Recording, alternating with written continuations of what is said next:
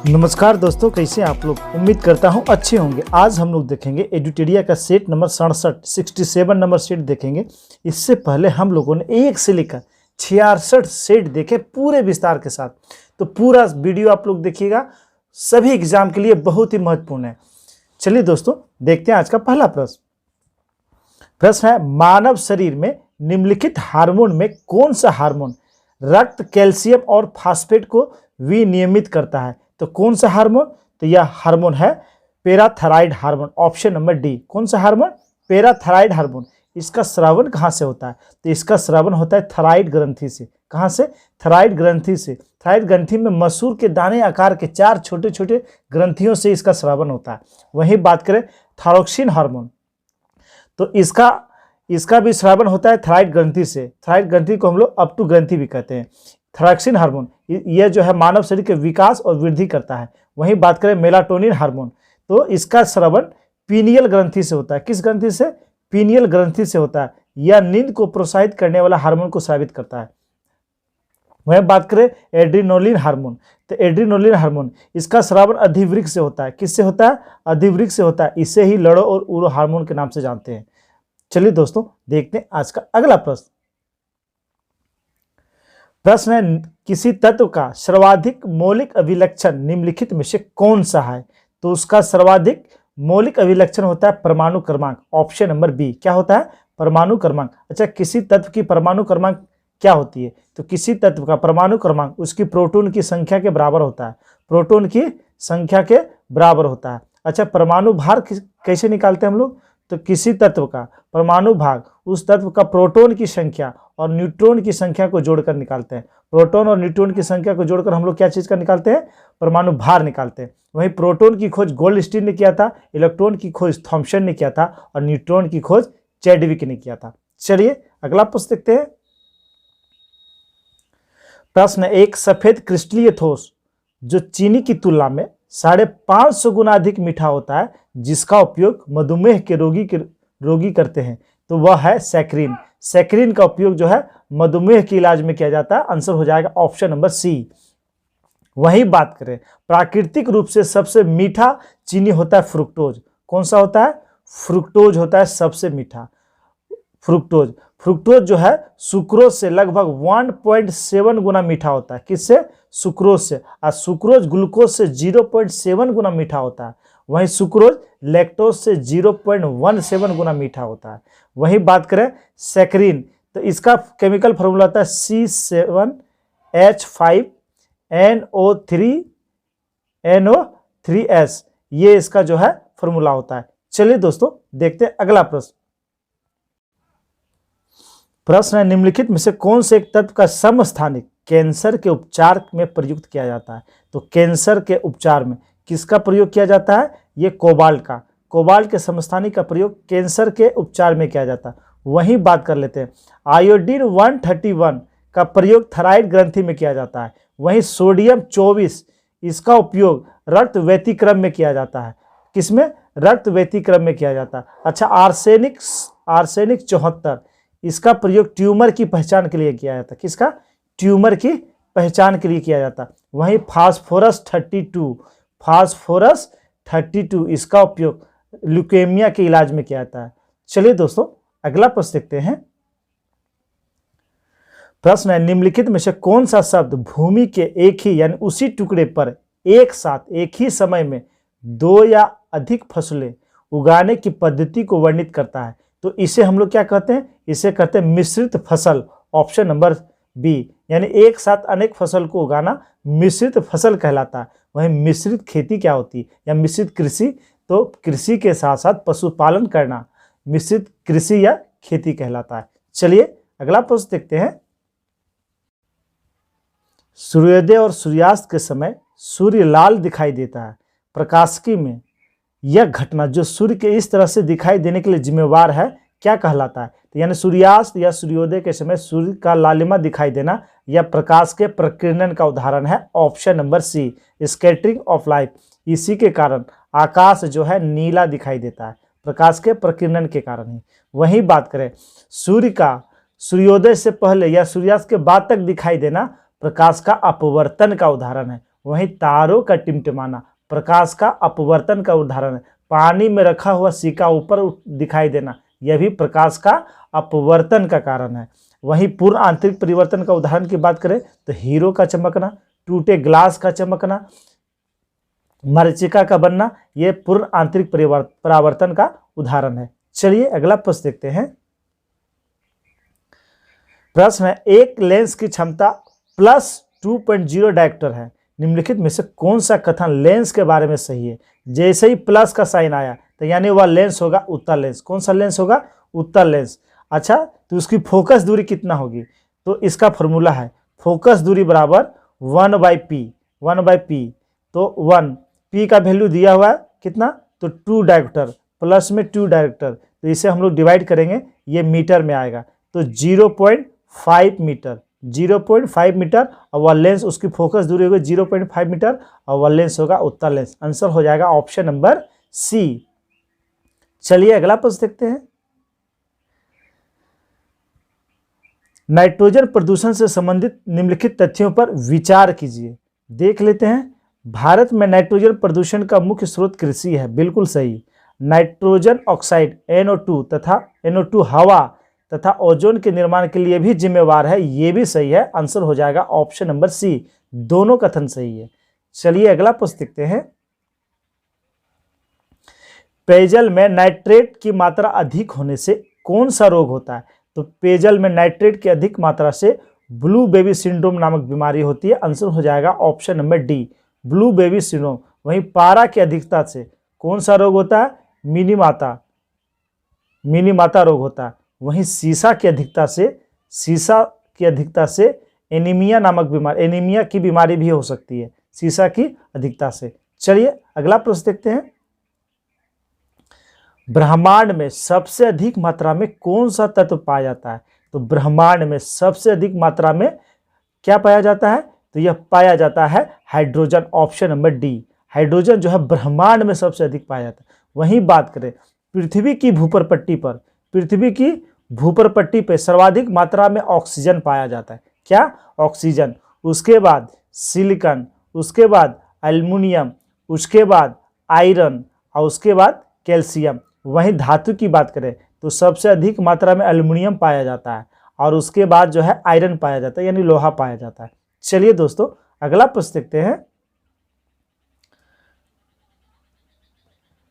प्रश्न है, voltage cell में विद्युत अपघटक के रूप में किसका उपयोग किया जाता है? यहाँ पे कर लीजिएगा, किया जाता है। तो किसका उपयोग किया जाता है? सल्फ्यूरिक एसिड का उपयोग किया जाता है। आंसर हो जाएगा ऑप्शन नंबर सी। वही बात करें वोल्टेज सेल, इसका आविष्कार किसने किया था? तो इसका आविष्कार 1799 ईस्वी में प्रोफेसर एलिजांडो वोल्टा ने किया था। प्रोफेसर एलिजांडो वोल्टा ने किया था। वही बात करें वोल्टेज सेल में धनोड के रूप में किसका प्रयोग होता है? धनोड यानी एनोड।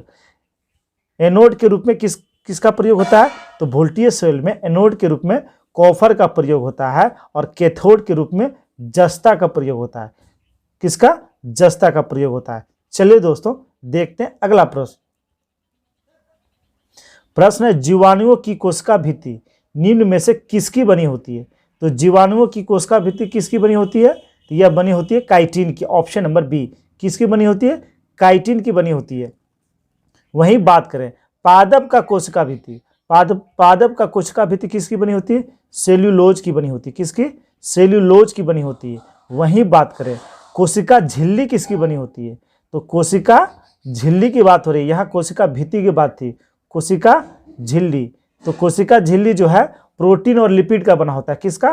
प्रोटीन और लिपिड का बना होता है। चलिए अगला प्रश्न देखते हैं। प्रश्न है, आवर्त सारणी में किस वर्ग के तत्व को हेलोजन कहा जाता है?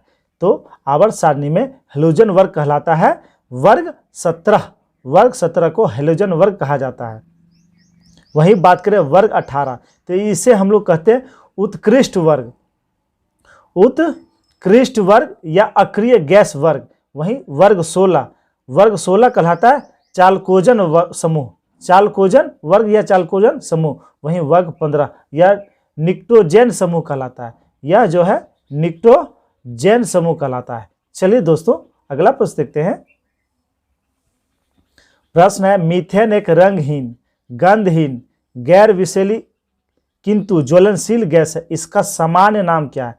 तो इसका सामान्य नाम है मीथेन गैस या marsh gas. Option number A हो जाएगा, मीथेन या मार्स गैस। वहीं नीला थूथा, नीला थूथा हम लोग किसे कहते हैं? कॉपर सल्फेट को, CuSO4.5H2O, इसे हम लोग नीला थूथा कहते हैं। वहीं नाइट्रस ऑक्साइड, तो नाइट्रस ऑक्साइड N2O, इसे लाफिंग गैस कहते हैं, इसे जो है लाफिंग गैस कहा जाता है। चलिए अगला प्रश्न देखते हैं। प्रश्न है, अपरूपता प्रदर्शित करने वाला धातु है, तो अपरूपता प्रदर्शित करने वाला धातु इसमें कार्बन है। कौन सा है? कार्बन है। आंसर हो जाएगा ऑप्शन नंबर बी। कार्बन के जो है 3 अपरूप होते हैं। कौन कौन? तो हीरा, ग्रेफाइट और फुलेरिन। हीरा, ग्रेफाइट और फुलेरिन होता है। वहीं बात करें हीरे, तो हीरे में कार्बन का प्रत्येक परमाणु 4 अन्य परमाणुओं से आवंधित होता है। वहीं ग्रेफाइट में प्रत्येक कार्बन का परमाणु प्रत्येक 3 परमाणुओं के साथ एक ही तल में अवस्थित होता है। वहीं फ्लोरीन की बात करें तो फ्लोरीन में कार्बन के परमाणु फुटबॉल जैसी संरचना के रूप में अवस्थित होते हैं। चलिए दोस्तों, और ये बात करें इसमें अपरूप में, तो जो ग्रेफाइट जो है विद्युत का सुचालक होता है, हीरा जो है विद्युत का कुचालक होता है। प्रश्न है, प्राणी उद्यान और वनस्पति उद्यान किसके उदाहरण है? तो ये दोनों जो है XC2 का उदाहरण है। Option number A. XC2 में अनेक प्राकृतिक आवासों के बाहर, इसमें प्रजातियों को जो है उसके प्राकृतिक आवासों के बाहर जैविक विविधता के घटकों का संरक्षण शामिल है। वहीं इन सिटू की बात करें तो इसमें पारिस्थितिकी तंत्र तथा प्राकृतिक आवासों का संरक्षण और उसके प्राकृतिक परिवेश में प्रजातियों की व्यवहार्य आबादी का रखरखाव शामिल होता है। वहीं इन सिटू का उदाहरण हो गया नेशनल पार्क यानी राष्ट्रीय उद्यान, वन्य जीव अभ्यारण्य या इन सिटू के उदाहरण। किसके? इन सिटू के उदाहरण है। चलिए अगला प्रश्न देखते हैं। प्रश्न है, राष्ट्रीय आपातकाल के समय लोकसभा का कार्यकाल संसद के कानून द्वारा कितने समय तक बढ़ाया जा सकता है? तो यह कितने समय तक बढ़ाया जा सकता है? अनिश्चित काल के लिए, लेकिन एक बार में केवल 1 वर्ष। Option number B. एक बार में केवल 1 साल के लिए ही बढ़ा सकते हैं और इसके बाद इस तरह से हम लोग अनिश्चित काल के लिए बढ़ा सकते हैं। भारत में 1975 ईस्वी में 1 वर्ष के लिए लोकसभा का कार्यकाल बढ़ाया गया था। कितने के लिए? 1 वर्ष के लिए लोकसभा का कार्यकाल बढ़ाया गया था। चलिए दोस्तों देखते हैं अगला प्रश्न। प्रश्न है, संविधान के किस भाग को भारत का मैग्ना कार्टा की संज्ञा दी गई है? तो भारत का मैग्ना कार्टा किस भाग को कहा जाता है? भाग 3। किस भाग को? भाग 3। भाग 3 में क्या चीज का वर्णन है? मौलिक अधिकार का वर्णन है, अनुच्छेद 12 से लेकर 35 तक। वहीं भाग 4 की बात करें तो भाग 4 में नीति निर्देशक तत्व का वर्णन है, अनुच्छेद 36 से लेकर 51 तक। भाग 5 की बात करें तो भाग 5 में संघ का वर्णन है। किसका वर्णन है? संघ का वर्णन है, अनुच्छेद 52 से 151 तक। वहीं भाग 4 का क में मौलिक कर्तव्य का चर्चा है। किसका? मौलिक कर्तव्य का चर्चा है भाग 4 का क में। और यह अनुच्छेद किसमें? 51 का क में है। 51 का क में है। चलिए अगला प्रश्न देखते हैं। द्वितीय पिछड़ा वर्ग आयोग का गठन किसकी अध्यक्षता में हुआ था? तो द्वितीय पिछड़ा वर्ग आयोग ये जो है बीपी मंडल की अध्यक्षता में हुआ था। Option number B. और इसका गठन कब किया गया था? तो इसका गठन किया था 1970 ईस्वी में। 1970 ईस्वी में प्रथम पिछड़ा वर्ग आयोग का गठन जो है काका कालेलकर के अध्यक्षता में किया गया था। कब किया गया था? तो 29 जनवरी 1953 ईस्वी को। 29 जनवरी 1953 ईस्वी को। वहीं राष्ट्रीय पिछड़ा वर्ग आयोग का गठन कब किया गया? तो राष्ट्रीय पिछड़ा वर्ग आयोग का गठन किया गया था 1993 में। वहीं पिछड़ा वर्ग को संवैधानिक दर्जा मिला था संविधान के 102वां संविधान संशोधन के तहत। चलिए दोस्तों अगला प्रश्न देखते हैं। केंद्र राज्य संबंधों की समीक्षा के लिए पुंछी आयोग का गठन कब किया गया था? तो पुंछी आयोग का गठन 2007 में किया था। कब किया गया था? 2007 में किया गया था। वहीं केंद्र राज्य संबंधों के लिए सरकारी आयोग का गठन कब किया गया था? तो इसका गठन 1983 ईस्वी में किया गया था। कब? 1983 ईस्वी में। राजमन्नार आयोग तमिलनाडु से संबंधित है। राजमन्नार समिति आयोग, इसका गठन जो है 1969 ईस्वी में किया गया था। वहीं राज्य पुनर्गठन आयोग, राज्य पुनर्गठन आयोग, इसकी स्थापना किया गया था 1956 में। कब किया गया था? 1956 में। चलिए अगला प्रश्न देखते हैं। प्रश्न है, राष्ट्रपति राष्ट्रीय आपातकाल की उद्घोषणा करता है। तो राष्ट्रपति राष्ट्रीय आपातकाल की उद्घोषणा कब करता है? तो यह केवल मंत्रिमंडल की लिखित सिफारिश पर, जब लिखित सिफारिश की जाती है तब वह राष्ट्रीय आपातकाल की घोषणा करता है। और राष्ट्रीय आपातकाल की घोषणा अनुच्छेद 352 के तहत, अनुच्छेद 352 के तहत इसकी घोषणा की जाती है। वहीं बात करें राष्ट्रपति शासन, तो इसके लिए मंत्रिमंडल की सलाह ली जाती है और इसके लिए साधारण बहुमत की आवश्यकता होती है, जबकि राष्ट्रीय आपात के लिए विशेष बहुमत की आवश्यकता होती है। चलिए दोस्तों, और वही बात करें राष्ट्रपति शासन, तो अनुच्छेद 356 के तहत राष्ट्रपति शासन लगाए जाते हैं। वहीं वित्तीय आपात की घोषणा अनुच्छेद 360 के तहत किया जाता है। चलिए अगला प्रश्न देख लेते हैं। निम्नलिखित में से किस संविधान संशोधन द्वारा सहकारी समितियों को संवैधानिक दर्जा एवं संरक्षण प्रदान किया गया था? तो यह केवल संविधान संशोधन के तहत, तो यह 57वां यानी 97th संविधान संशोधन के द्वारा सहकारी समितियों का गठन किया गया था। अनुच्छेद 243 का ZJ के तहत बहुत बार यह अनुच्छेद आया। अनुच्छेद 243 ZJ में सहकारी समितियों का उल्लेख है। किसका? सहकारी समितियों का उल्लेख है। ये संशोधन हुआ कब था? ये संशोधन 2011 में हुआ था। अच्छा, 95 ये 55वां संविधान संशोधन, ये संबंधित था लोकसभा में जो ST SC के लिए आरक्षण है उसको 2020 तक बढ़ाया गया था। वहीं बात करें 96वां संविधान संशोधन, तो 8वीं अनुसूची में जो भाषा का वर्णन है उड़िया, उसका नाम चेंज किया गया, उसे ओडिया कहा गया था। वहीं 98 संविधान संशोधन, कर्नाटक राज्यपाल को यह जो है अधिकार, विशेष अधिकार दिया गया कि वह हैदराबाद और कर्नाटक क्षेत्र के विकास के लिए कार्य करे। चलिए अगला प्रश्न देखते हैं। प्रश्न है, भारत का मुख्य चुनाव आयुक्त किस अवधि के लिए पद ग्रहण करता है? तो मुख्य चुनाव आयोग की बात हो रही है, तो मुख्य चुनाव आयुक्त 6 वर्ष या 65 वर्ष की आयु जो भी पहले हो उसके लिए। ऑप्शन नंबर हो जाएगा इसका सी। वहीं बात करें मुख्य चुनाव आयुक्त, तो वर्तमान में मुख्य चुनाव आयुक्त कौन है? राजीव कुमार वर्तमान में मुख्य चुनाव आयुक्त है। कौन? राजीव कुमार है। वहीं बात करें मुख्य चुनाव आयुक्त की जो अवधि होती है वह 6 वर्ष या 65 वर्ष होती है, जबकि अन्य जो आयुक्त होते हैं उसका होता है 6 वर्ष या 62 वर्ष। 6 वर्ष या 62 वर्ष जो पहले हुआ।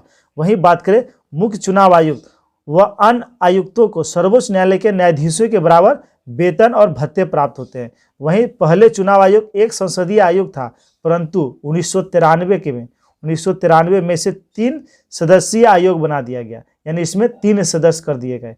चलिए दोस्तों देखते हैं। अच्छा, चुनाव आयोग, तो चुनाव आयोग का कार्य क्या होता है? तो चुनाव आयोग का चुनाव क्षेत्रों का परिसीमन करना, मतदाता सूची बनाना, राजनीतिक दलों को मान्यता देना, राजनीतिक दलों को चिन्ह प्रदान करना, चुनाव करवाना और राजनीतिक दलों के लिए आचार संहिता तैयार करना। चलिए अगला प्रश्न देखते हैं। प्रश्न है, विधान परिषद के सदस्यों की न्यूनतम संख्या होती है? तो न्यूनतम संख्या होती है 40। कितना? 40। वहीं अधिकतम संख्या की बात करें तो उस राज्य की विधानसभा के कुल सदस्यों का 1/3 से अधिक नहीं रख सकते। कितना? एक विधानसभा के सीटों की संख्या से 1/3 से अधिक नहीं रख सकते हैं और 40 से कम नहीं रख सकते। वहीं विधान परिषद का गठन या समापन अनुच्छेद 169 में वर्णित है। किस में वर्णित है? अनुच्छेद 169 में। वहीं अभी भारत में केवल 6 राज्यों में विधान परिषद लागू है। 6 राज्य है, उत्तर प्रदेश, कर्नाटक, महाराष्ट्र, बिहार, आंध्र प्रदेश, तेलंगाना। बिहार में विधान परिषद की 75 सीटें हैं। कितनी सीटें हैं? 75 सीटें हैं। उत्तर प्रदेश में 100 सीटें, कर्नाटक में 75, महाराष्ट्र में 78, आंध्र प्रदेश में 50 और तेलंगाना में 40 सीटें हैं। चलिए अगला प्रश्न देखते हैं। प्रश्न है, निम्नलिखित अकाल आयोग को क्रम से सजाएं। क्रम से सजाना है तो इसका सही आंसर जान लेते हैं। इसका सही आंसर है ऑप्शन नंबर डी, यानी स्मिथ आयोग। तो स्मिथ आयोग का गठन हुआ था 1860 ईस्वी में। 1860 ईस्वी में। उसके बाद कैंपबेल आयोग का गठन हुआ था 1966 ईस्वी में। ये उड़ीसा क्षेत्र में हुए अकाल से संबंधित था। वहीं स्मिथ आयोग यह दिल्ली और उसके आसपास के क्षेत्रों में अकाल की समीक्षा के लिए था। वहीं उसके बाद स्ट्रेची आयोग, तो स्ट्रेची आयोग इसका गठन 1878 ईस्वी में किया गया था। वहीं लॉयल आयोग, तो इसका गठन जो है 1897 ईस्वी में किया गया था। चलिए दोस्तों देखते हैं अगला प्रश्न। प्रश्न है 1976 ईस्वी में कांग्रेस फॉर डेमोक्रेसी एक राजनीतिक दल की स्थापना किसके द्वारा किया गया था? तो इसकी स्थापना किसके द्वारा किया गया था? जगजीवन राम के द्वारा किया था। ऑप्शन नंबर बी, किनके द्वारा? जगजीवन राम। वहीं जगजीवन राम की बात करें तो ये 1946 में गठित अंतरिम सरकार में ये श्रम मंत्री थे। उसके बाद 1947 में भी ये श्रम मंत्री ही थे और इनके पास रिकॉर्ड दर्ज है कि सबसे अधिक समय तक केंद्रीय मंत्री पद पर बने रहने का रिकॉर्ड दर्ज है किसे? ये जगजीवन राम के पास। वहीं बात करें ललित नारायण मिश्र, तो इनका ये बहुत चर्चित व्यक्ति थे। इनका जो है बम कांड में हत्या कर दिया गया था। इनके बम कांड में हत्या कर दिया था। ये 1973 से 1975 तक भारत के रेल मंत्री थे और 1975 ईस्वी में यह समस्तीपुर में किसी कार्यक्रम को संबोधित कर रहे थे रेलवे स्टेशन पर। वहीं बम कांड में इसकी हत्या कर दी गई थी। चलिए अगला प्रश्न देखते हैं। शिमला सम्मेलन 1945 में कांग्रेस प्रतिनिधि मंडल का नेतृत्व किसने किया था? तो 1945 में जो शिमला में सम्मेलन हुआ था उसमें कांग्रेस प्रतिनिधि मंडल का नेतृत्व किया था अब्दुल कलाम आज़ाद। किसने किया था? अब्दुल कलाम आज़ाद ने किया था। Option number D. वहीं बात करें ये जो है यह सम्मेलन किसने बुलाया था? लॉर्ड वेवेल ने बुलाया था। किसने बुलाया था? लॉर्ड वेवेल ने बुलाया था। वहीं अब्दुल कलाम आज़ाद ये कांग्रेस के सबसे युवा व्यक्ति थे जो कांग्रेस के अध्यक्ष बने थे। सबसे युवा व्यक्ति थे और सबसे अधिक समय तक यही अब्दुल कलाम आज़ाद कांग्रेस के अध्यक्ष पद पर रहे थे। वहीं अच्छा आप लोग बताएं पंचशील समझौता ये कब हुआ था? तो पंचशील समझौता ये 1954 में हुआ था। किनके बीच हुआ था? भारत और चीन के बीच। भारत और चीन के बीच हुआ था। चलिए अगला प्रश्न देखते हैं। प्रश्न है निम्नलिखित में से कौन सही सुलमित नहीं है? देख लेते हैं कौन सही नहीं है। तो नायर आंदोलन केरल बिल्कुल सही है। आत्मसम्मान आंदोलन तमिलनाडु ये भी सही है। दक्कन आंदोलन विद्रोह महाराष्ट्र ये भी सही है। और रामोसी विद्रोह पश्चिम बंगाल ये गलत है। रामोसी विद्रोह का क्षेत्र पश्चिम बंगाल नहीं पश्चिमी घाट था। क्या था? पश्चिमी घाट था। और यही रामोसी विद्रोह के नेता कौन थे? तो चित्तर सिंह। कौन थे? चित्तर सिंह इसके नेता थे। वहीं फकीर विद्रोह पश्चिम बंगाल की बात करें तो फकीर विद्रोह, सन्यासी विद्रोह और तेभागा आंदोलन ये इस सब का क्षेत्र था पश्चिम बंगाल। चलिए अगला प्रश्न देखते हैं। प्रश्न है कांग्रेस के प्रथम गैर भारतीय अध्यक्ष ने किस अधिवेशन की अध्यक्षता किया था? तो चौथे जो कांग्रेस का अधिवेशन हुआ था 1888 ईस्वी इलाहाबाद में हुआ था। उसका जो अध्यक्षता किया था जॉर्ज यूल ने किया था। किसने किया था? जॉर्ज यूल ने किया था। और ये पहले अंग्रेज अध्यक्ष थे। वहीं बात करें पहला मुस्लिम अध्यक्ष तो पहला मुस्लिम अध्यक्ष से बदरुद्दीन तैयब जी। उन्होंने तीसरा जो अधिवेशन मद्रास में हुआ था उसकी अध्यक्षता किया था। वहीं बात करें लॉर्ड वेलिंगटन ने भी भाग लिया था एक अधिवेशन में। ये भी एग्जाम में आया हुआ 1915 में जो अधिवेशन मुंबई में हुआ था सत्येंद्र प्रसाद सिन्हा उसकी अध्यक्षता कर रहे थे। उसमें लॉर्ड वेलिंगटन ने भाग लिया था।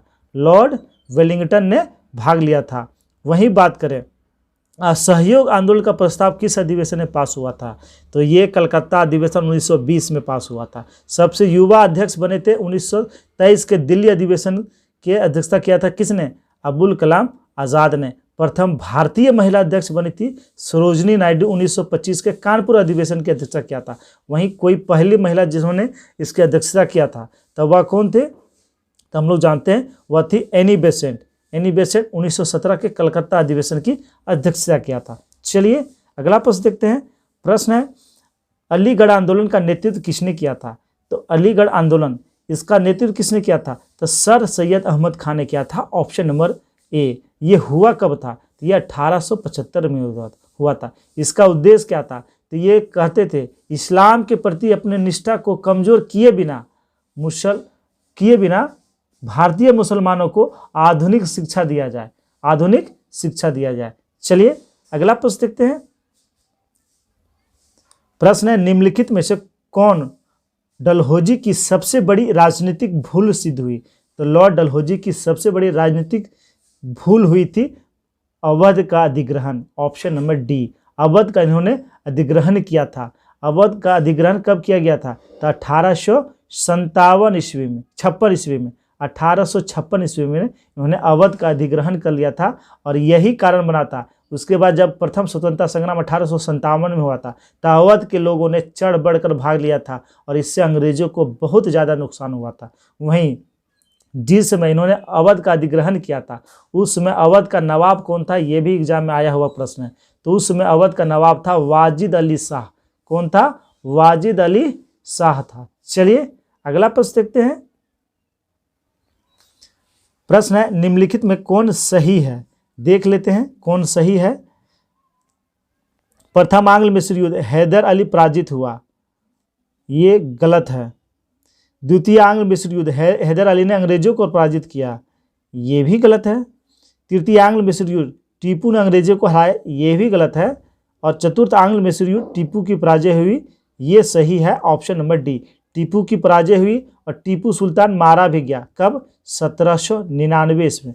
प्रथम आंग्ल मिस्र युद्ध, प्रथम आंग्ल मिस्र युद्ध ये कब हुआ था? तो ये हुआ था 1767 से 69 के बीच और यह मद्रास की संधि से समाप्त हुआ था। वहीं द्वितीय आंग्ल मिस्र युद्ध, तो द्वितीय आंग्ल मिस्र युद्ध यह 1780 से 84 तक चला था और यह मंगलोर की संधि से समाप्त हुआ था। किससे? और इसी में जो है इसी में जो है हैदर अली की मृत्यु हुई थी। कब? द्वितीय आंग्ल मिस्र के दौरान मृत्यु हुई थी और उसका पुत्र टीपू सुल्तान जो है फिर शासक बना था। वहीं तीसरा आंग्ल मिस्र युद्ध, इसमें जो है टीपू सुल्तान हार गया था अंग्रेजों से और संधि करनी पड़ी थी। और चतुर्थ आंग्ल मिस्र युद्ध जो 1799 में हुआ, उसमें टीपू सुल्तान मारा गया था। चलिए दोस्तों, पहला जो हुआ था मद्रास की संधि से समाप्त, दूसरा मंगलोर की संधि से समाप्त और तीसरा श्रीरंगपट्टनम की संधि से समाप्त हुआ था। चलिए अगला प्रश्न देखते हैं। प्रश्न है, किस गवर्नर जनरल का कब्र गाजीपुर में स्थित है? तो गाजीपुर यानी उत्तर प्रदेश के गाजीपुर में किस गवर्नर जनरल का कब्र है? तो वह है लॉर्ड कॉर्नवालिस का। ऑप्शन नंबर ए, किनका? लॉर्ड कॉर्नवालिस का कब्र है। वहीं बात करें कॉर्नवालिस, तो इन्हें भारत में सिविल सेवा का जनक कहा जाता है, सिविल सेवा का जनक के रूप में जाना जाता है। उन्होंने बंगाल बिहार में अस्थाई बंदोबस्त लागू किया था। किसने? यही लॉर्ड कॉर्नवालिस में 1793 ईस्वी में। कॉर्नवालिस की मृत्यु यहीं गाजीपुर में हो गया था और इसका कब्र यहीं गाजीपुर में बनाया गया है। इसी के समय में तृतीय आंग्ल मिस्र युद्ध हुआ था, श्रीरंगपट्टनम की संधि हुई थी। वहीं इन्होंने कॉर्नवालिस कोड का निर्माण किया था, जिससे अनेक न्यायिक सुधारों का उल्लेख था। वहीं बात करें, यह अपने कर्मचारियों के निजी व्यापार पर रोक लगा दिया था, अपने कर्मचारियों को निजी व्यापार करने से रोका था इन्होंने। चलिए अगला प्रश्न देखते हैं। प्रश्न है, मुस्लिम लीग की प्रत्यक्ष कार्य दिवस यानी डायरेक्ट एक्शन प्लान की घोषणा के दौरान बिहार में पूर्ण हड़ताल हुई, तो कब हुआ था? तो यह हुआ था 16 अगस्त 1946 ईस्वी को। ऑप्शन नंबर बी, 16 अगस्त 1946 ईस्वी को अंग्रेजों के का भारतीय उपमहाद्वीप से चले जाने के बाद यह जो है प्रत्यक्ष कार्रवाई दिवस मनाया गया था। कब? 16 अगस्त 1946 ईस्वी को, ताकि मुस्लिम देश की मांग जो है बनी रहे, मुस्लिम देश की मांग बनी रहे। वहीं इसके दौरान कलकत्ता में भीषण दंगे हुए, और इसकी शुरुआत किसने किया था? तो मोहम्मद अली जिन्ना ने इसकी शुरुआत किया था। चलिए दोस्तों देखते हैं अगला प्रश्न। प्रश्न है, तंजावुर के राजराजेश्वर मंदिर का निर्माण किस चोल शासक ने कराया? तो तंजावुर के राजराजेश्वर मंदिर का निर्माण यह कराया था राजराज ने। ऑप्शन नंबर ए, किसने कराया था? राजराज प्रथम ने इसका निर्माण कराया था। वहीं बात करें चोल वंश, तो चोल वंश का संस्थापक कौन था? तो विजयालय था। कौन था? विजयालय इसका संस्थापक था। और चोल वंश की राजधानी थी तंजावुर। कहाँ थी? तंजावुर इसकी राजधानी थे। वहीं बात करें तो राजराज प्रथम ने श्रीलंका पर पहली बार आक्रमण किया और कुछ क्षेत्रों को जीता था। वहीं इसके बाद जो राजेंद्र प्रथम हुए, इन्होंने पूर्व श्रीलंका को जीत लिया। इन्होंने इंडोनेशिया पर भी हमला किया। इन्होंने पाल वंश के शासक को हराकर गंगे कोंड चोल की उपाधि धारण किया था। वहीं चोल साम्राज्य को यानी चोल वंश को स्थानीय सुशासन के लिए जाना जाता है। और प्रसिद्ध नटराज की मूर्ति का संबंध भी किससे है, तो चोल वंश से है। चलिए दोस्तों देखते हैं अगला प्रश्न। प्रश्न है, औरंगजेब कौन सा संगीत वाद्य यंत्र बजाने में दक्ष था? तो औरंगजेब यह वीणा बजाता था, ऑप्शन नंबर बी। वहीं बात करें अकबर, तो अकबर क्या बजाता था? तो अकबर नगाड़ा बजाता था। क्या बजाता था? नगाड़ा बजाता। अच्छा, सितार, तो सितार का आविष्कार किसने किया था? अमीर खुसरो ने किया था। किसने किया था? अमीर खुसरो ने सितार का आविष्कार किया था। चलिए दोस्तों देखते हैं अगला प्रश्न। प्रश्न है, किस इटली यात्री को मुगल सेना में एक चिकित्सक नियुक्त किया गया था? तो किसे चिकित्सक के रूप में नियुक्त किया गया था? तो वह था मनुची, ऑप्शन नंबर बी। मनुची को मुगल सेना में एक चिकित्सक के रूप में नियुक्त किया गया था। वहीं बात कर लेते हैं, इससे क्वेश्चन बनते हैं कि कौन से विदेशी यात्री किसके काल में आए। तो देख लेते हैं मुगल काल में आने वाले विदेशी यात्री के बारे में। तो अकबर के समय में कौन कौन आए थे? तो अकबर के समय में रॉल्फ फिंच आए थे। कौन आए थे? रॉल्फ फिंच आए थे अकबर के समय में। और फादर एंथोनी मोंसेरेत आए थे। एंथोनी मोंसेरेत आए थे। वहीं क्वेश्चन आते हैं जहांगीर के काल में। जहांगीर के काल में कौन विदेशी यात्री आए थे? तो विलियम हॉकिंस आए थे। विलियम हॉकिंस आए थे, थॉमस कोयर्स आए थे और एडवर्ड टेरी आए थे। टेरी एग्जाम में बहुत बार आया। एडवर्ड टेरी जहांगीर के समय में आया था। वहीं शाहजहां के समय में कौन आए थे? तो शाहजहां की बात करें तो इसके समय में पीटर मुनी, टर्वेनियर और मनुची और बर्नियर ये सब जो है शाहजहां के काल में आए थे। चलिए दोस्तों अगला प्रश्न देख लेते हैं।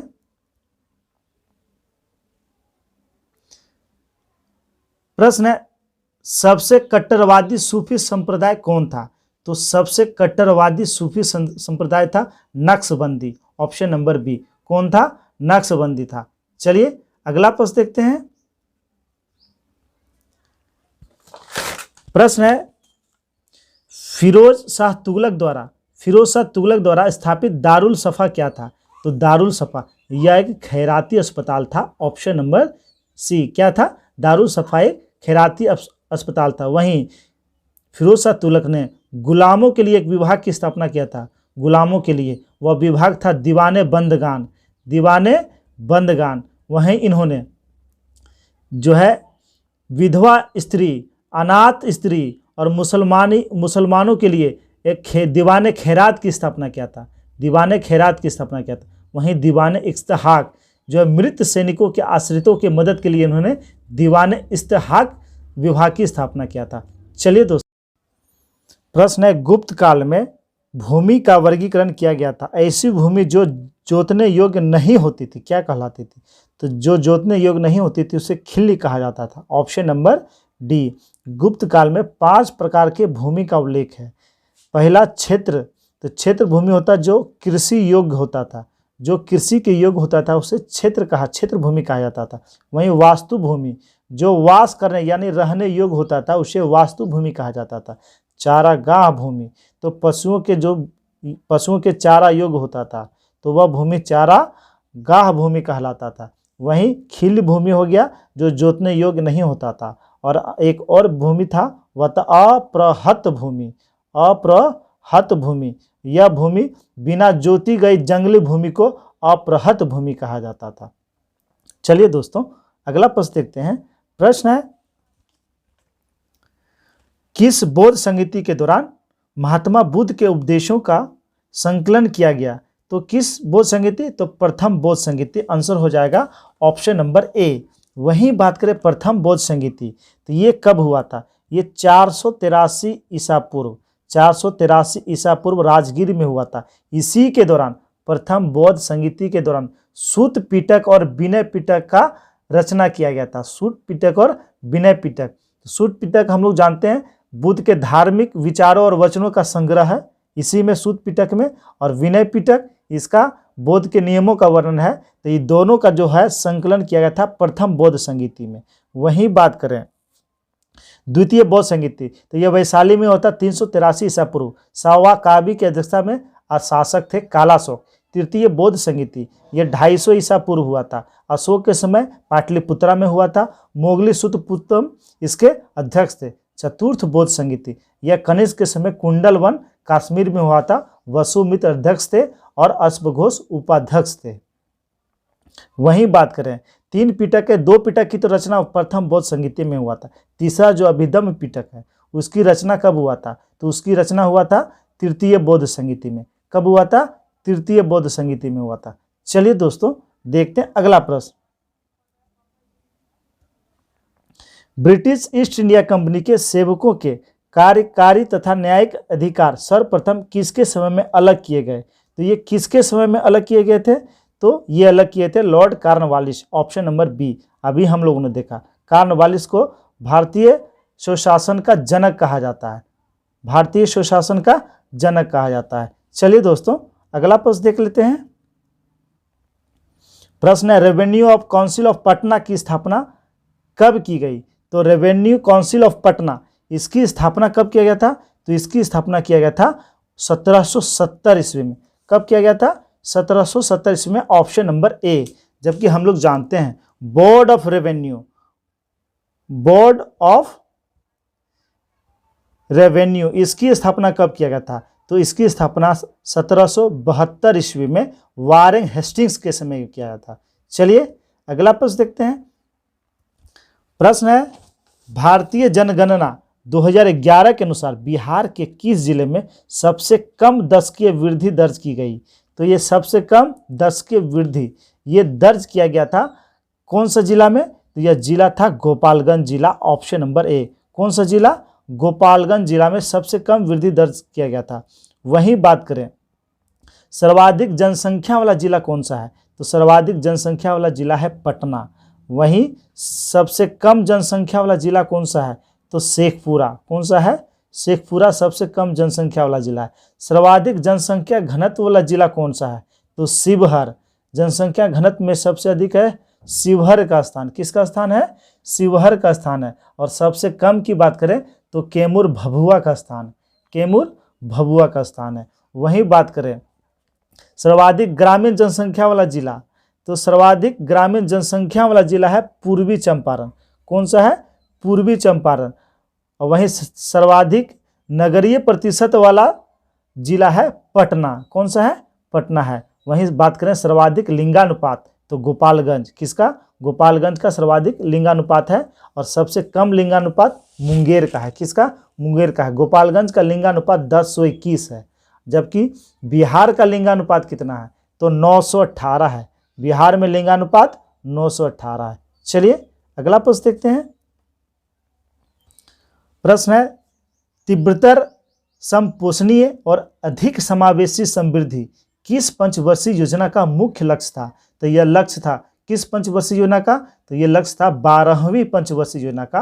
आंसर हो जाएगा ऑप्शन नंबर डी, 12वीं पंचवर्षीय योजना का। 12वीं पंचवर्षीय योजना का समय कितना था? तो ये 2012 से 17 तक 17 में से समाप्त कर दिया गया। 17 में से समाप्त कर दिया था। वहीं बात करें 9वीं पंचवर्षीय योजना, 9वीं पंचवर्षीय योजना, तो इसका जो प्राथमिकता इसमें दिया था न्यायपूर्ण वितरण और समानता के साथ विकास। वहीं 10वीं पंचवर्षीय योजना देश में गरीबी हटाओ, बेरोजगारी समाप्त करो तथा अगले 10 वर्षों में प्रति व्यक्ति आय को दुगुना करना था। वहीं 11वीं पंचवर्षीय योजना तीव्रतम एवं समावेशी विकास, तीव्रतम एवं समावेशी विकास, इसमें शब्द का अंतर है। 11वीं में था तीव्रतम एवं समावेशी विकास, जबकि 12वीं में था तीव्रतर समपोषणीय और अधिक समावेशी विकास। ये लक्ष्य था किसका? 12वीं पंचवर्षीय योजना का दौर। चलिए अगला प्रश्न देखते हैं। प्रश्न है भारत के सभी एटीएम को जोड़ने का कार्य करता है। तो भारत के सभी एटीएम को जोड़ने का कार्य करता है भारतीय राष्ट्रीय भुगतान निगम, ऑप्शन नंबर डी, भारतीय राष्ट्रीय भुगतान निगम, जिसकी स्थापना 2008 में किया गया था। अच्छा एटीएम की बात है, इसका फुल फॉर्म भी एग्जाम में पूछ लिया जाता है। तो automated teller machine, automated teller machine इसका फुल फॉर्म होता है। चलिए अगला प्रश्न देखते हैं।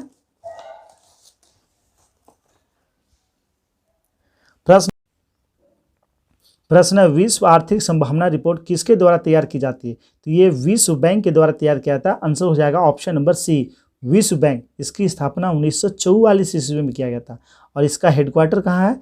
Washington DC. वाशिंगटन डीसी इसका हेडक्वार्टर है। वहीं बात करें आईएमएफ, इसकी स्थापना कब किया गया था? तो इसकी स्थापना 1945 में किया गया था और इसका भी हेडक्वार्टर कहाँ है? वाशिंगटन डीसी में है। वहीं बात करें ILO, अंतर्राष्ट्रीय श्रम संगठन, इसका स्थापना किया था 1919 ईस्वी में और इसका हेडक्वार्टर कहाँ है? जेनेवा स्विट्जरलैंड में। जेनेवा स्विट्जरलैंड में ही विश्व व्यापार संगठन का मुख्यालय है। विश्व व्यापार संगठन का मुख्यालय है जिसका स्थापना किया था 1995 ईस्वी में। चलिए देखते हैं अगला प्रश्न। प्रश्न निम्न में से किसके द्वारा आय की असमानता का मापन किया जाता है? वक्र से यानी कर्व से हमेशा क्वेश्चन बनते हैं। इससे पिछले वाला वीडियो में भी ये प्रश्न था। तो आय की असमानता यह कौन सा वक्र दर्शाता है? तो यह दर्शाता है लॉरेंज वक्र यानी लॉरेंज कर्व। वहीं बात करें लोफर कर्व, यह करारोपण की दर को दर्शाता है। करारोपण की दर को दर्शाने के लिए हम लोग लोफर कर्व का प्रयोग करते हैं। वहीं फिलिप्स कर्व, तो यह बेरोजगारी की दर, बेरोजगारी और मुद्रास्फीति की दर को दर्शाता है। मुद्रास्फीति की दर को दर्शाता है। वहीं कुर्जेंस वर्ग, तो कुर्जेंस वर्ग या कुर्जेंस कर्व यह क्या दर्शाता है? तो आर्थिक विकास और असमानता को दर्शाता है। आर्थिक विकास और असमानता को दर्शाता है। चलिए अगला प्रश्न देखते हैं। प्रश्न है प्रवालों के विकास के लिए औसत सागरीय लवणता कितनी होनी चाहिए? तो प्रवालों के विकास के लिए औसत सागर की लवणता कितनी होनी चाहिए? तो उसकी लवणता होनी चाहिए 27 से 32%। ऑप्शन नंबर बी इसका सही आंसर हो जाएगा। चलिए देखते हैं आज का अंतिम प्रश्न। प्रश्न है एटॉमिक थ्योरी नामक पुस्तक के लेखक कौन है? एटॉमिक थ्योरी पुस्तक के लेखक है नील्स बोर। कौन है? नील्स बोर इसके लेखक हैं। जबकि परमाणु सिद्धांत यह दिया किसने था? परमाणु सिद्धांत यह किसने दिया था? यह दिया था जॉन डाल्टन ने। किसने दिया था? जॉन डाल्टन ने परमाणु सिद्धांत दिया था। जबकि एटॉमिक थ्योरी इस पुस्तक के लेखक थे नील्स बोर। वहीं थॉमसन को जानते हैं हम लोग, उन्होंने इलेक्ट्रॉन की खोज किया था। चैडविक को हम लोग जानते हैं, उन्होंने न्यूट्रॉन की खोज किया था। दोस्तों ये था एडुटेरिया की तरफ से 50 महत्वपूर्ण प्रश्न का सेट जो सभी एग्जाम के लिए बहुत ही महत्वपूर्ण है। बहुत सिलेक्टेड प्रश्न है और एग्जाम में पूछे गए प्रश्न है। तो पूरा वीडियो आप लोग देखिएगा और वीडियो देखने के बाद उसे लिखिए भी आप लोग ताकि रिवीजन करने में आसानी हो। अगर वीडियो अच्छा लगा हो तो लाइक कर देंगे और अपने अपने ग्रुप में शेयर कर देंगे। धन्यवाद दोस्तों।